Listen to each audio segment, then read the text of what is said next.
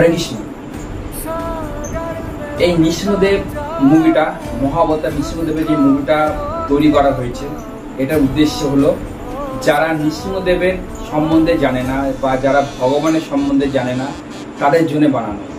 কারণ যারা ভক্ত বা আমরা জানি যে নৃসিংহদেবটা কে বা নৃসিংহদেবের পুরো রহস্যটা আমরা জানি, কিন্তু আমরা যদি যারা জানে না তারা যদি আমরা জ্ঞান দিই বা বোঝাই, তারা হয়তো বুঝতে পারবে না, হয়তো বলবে যে এরা জ্ঞান দিচ্ছে, এরা মানে মানুষ ঠকানোর জন্য জ্ঞান দিচ্ছে, এরা হয়তো ভাববে, কিন্তু আসলে সেটা নয়।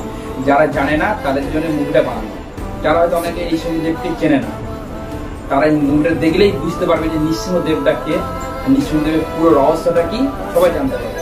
কেন মানে আমরা অনেকেই জানি না যে যে মহাদেবকে, ভগবানটাকে, কালী মাকে, দুর্গা মাকে আমরা জানি না, কিন্তু আমাদের জানা উচিত। আর যারা এই নৃসিংহদেবের মুভিটা, মহাবতার মুভিটা যে যারা দেখবে, তারা অনেকেই অনেক কিছু বুঝতে পারবে, জানতে পারবে। আমিও অনেক কিছু জানতাম না, জেনে গেছি এই মুভিটা দেখে। তো সকলকে অনুরোধ করবো একবার এই মুভিটা একবার হলেও দেখো, সাথে অল্প সময় থাকলেও দেখো, তাহলে অনেক কিছু বুঝতে পারবে। হরে কৃষ্ণ। জয় ভক্ত রক্ষা নৃসিংহদেব কি জয়।